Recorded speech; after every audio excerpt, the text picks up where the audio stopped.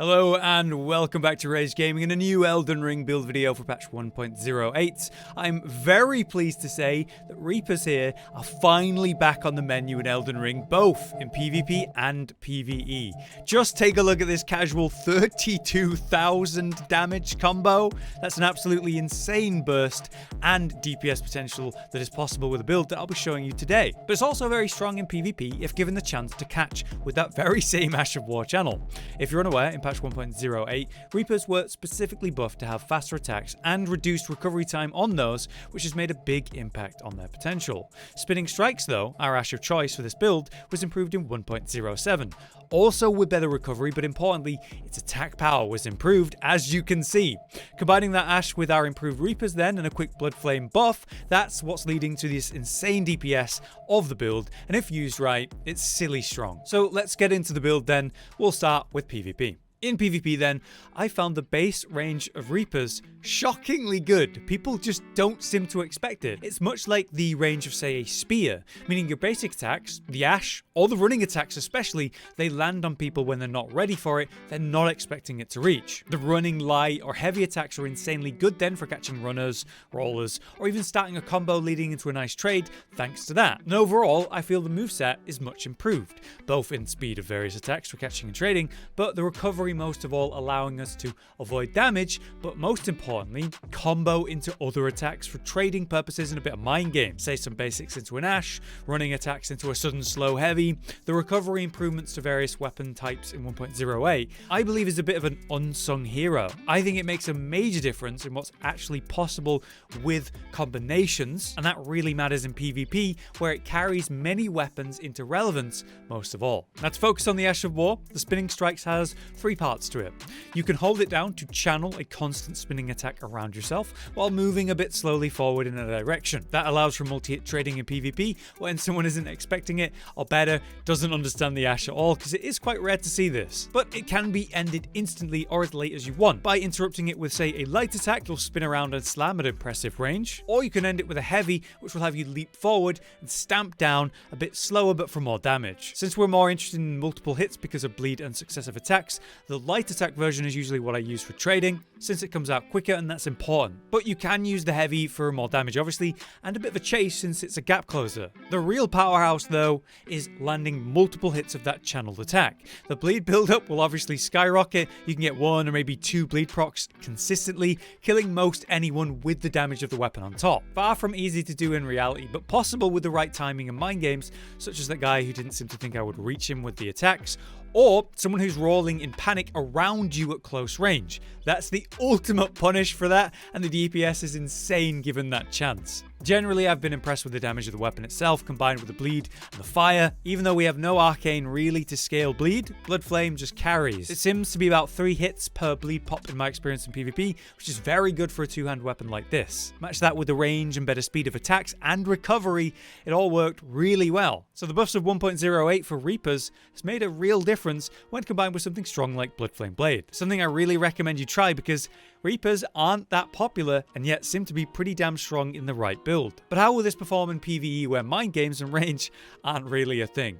Well, relying on just the Ash, and in fact just the channeled spinning strike aspect of it, it's hilariously strong. I mean, look at that. If you just stand there channeling the Ash, spinning the strike after strike, the damage is going to be amazing. Straight up 11,000 plus damage on the first boss in New Game Plus before I even got going. But what if I could get going? Well, take a look at Margit. After he falls, he has a sort of hitbox for a long period, and that allows you to actually see what kind of DPS is possible, given the chance to keep going. And here we have an insane 32,000 damage combo. It's high burst because each hit was going to deal good damage anyway, but then you've got the bleed pops going off at the same time. But then we have mega high DPS because this is a successive blow build, meaning the more attacks we land in a short time, the higher our AR will shoot up and up and up. Not to forget, after the first bleed proc, our AR will actually jump up as well thanks to our talisman and White Mask. So essentially, as long as you can land 2 or 3 hits quickly, the AR is going to skyrocket. Then any further attacks after that, that's going to be insanely strong. Naturally, this works in perfect unison with spinning strikes, which is why it's the pick for the build. And if you can run up and channel the Ash, you will just watch as your damage breaks apart whatever enemy you're hitting, boss or otherwise. The downside is if the enemy isn't going to stagger or be interrupted by something as part of the fight, You might get interrupted yourself, so you're looking for longer punish windows to get this off. Relying on the basics of the weapon in that shorter punish window then is going to be good. The standing combo is faster in this patch, don't forget, so 1 to 2 hits of a light combo in a small punish window will actually do really well. Or you could rely on the Ash of War's light finish or heavy finish to deal more damage in a short window. The thing we just need to think about then is getting the most out of punish windows and looking for those longer ones and going hard whenever we can with a full channel. Like in that Godric fight, I had a bit of a hard time finding that true window for punish, but with some patience I was able to find it and then do a 100 to 0 kill in one Ash of War channel. So I think it's fair to say this is silly effective in PvE, a very simple and effective playstyle after you've buffed up with everything you have. To see Reapers perform this well in PvE as well is wonderful. I think this is yet another poorly performing weapon type that's been made much better with a few important improvements. So then, the build and how it works. We are running actually the Grave Scythe in Keen because we've got 75 dex, which allows for some great damage with successive hits, but you could consider running this in quality if you wanted to run a bit of strength but sacrifice some dex points. As you can see, we have 55 blood loss build up to begin with our B and dex scaling, and then as soon as we slap on the Blood Flame Blade, we're going to be dealing fire damage and our bleed's going to go up higher. As you've been seeing in the gameplay, it's very effective. We have 10 arcane just so we can run the Dragon Communio Seal. This weighs nothing, which allows us to weigh heavier armor, which gives us more poise, which is vital in the current state of Elden Ring. No surprise here to be wearing the White Mask, improving our attack power whenever a bleed occurs, much like our talisman, Lord of Blood's Exultation.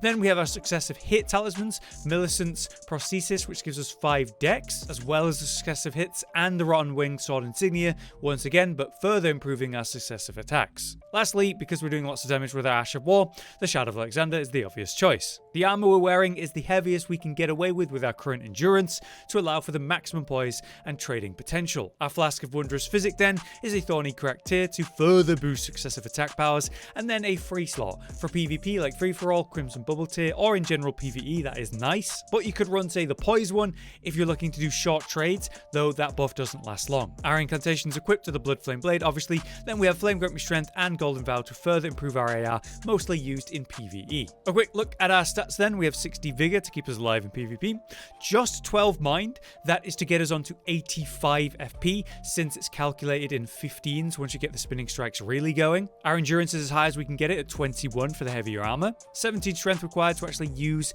the Grave Scythe, and we have 75 dex, but we're being given 5 from our Millicent's Prosthesis talisman. 25 faith to use our buff incantations, and arcane at 10 to use that seal and obviously get our blood flame buff. But that's the build and what we're running.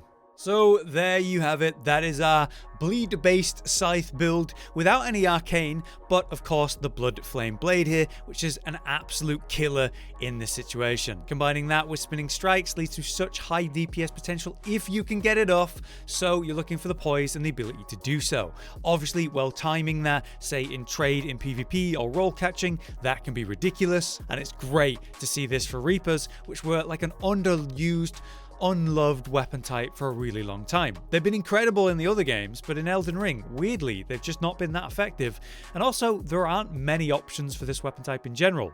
I would love to see in the DLC maybe some more scythes and some more interesting scythes at that in terms of design and maybe the mechanics provided. But this is a great starting point in this patch where they're now more than viable and with the right build, incredibly dangerous. If you have enjoyed the build video today then let us know with a like, and if you have a build or weapon type that you'd like to see next, then let us know in the comments. For now then, I've been Hollow, you've been you, thanks for watching, and we'll see you next time.